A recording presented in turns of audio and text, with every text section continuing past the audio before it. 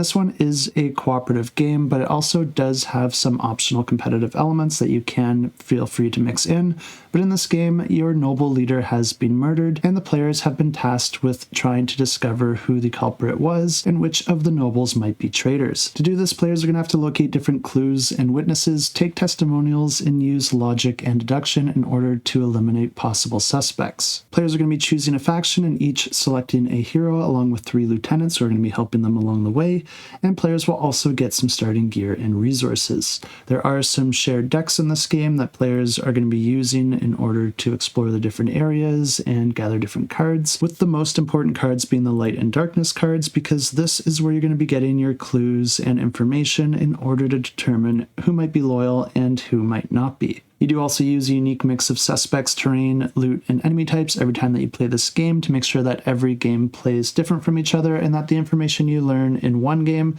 doesn't carry forward into helping you in the next one. But this is a game that plays over a series of rounds where players are going to be taking turns performing their actions. In order to perform actions in this game, you do have to spend either a provision or a rest token on the character that you want to activate, and that will allow you to move to one of the displayed locations and then draw a number of light or darkness cards. And the type of card and the amount that you get to draw depends on the current state of the game, the location that you choose, and any modifiers that the players put into play previously, and I'll come back to that in a second. The one caveat when you are drawing these light and darkness cards is that you can also sometimes draw a dungeon card, and if that happens, that card is just going to go immediately into play face down, and it's going to be acting as a new sublocation that players can use an action to visit. And these can be good for the players because although they can be high risk, offering different traps and enemies, they can also be very high reward, providing some really high quality loot. If you run into any challenges or enemies that require you to engage in combat, that's going to be resolved through dice rolling that will be manipulated by different factors, including your team and the gear that you have. But if nothing is encountered, then your turn is going to come to an end.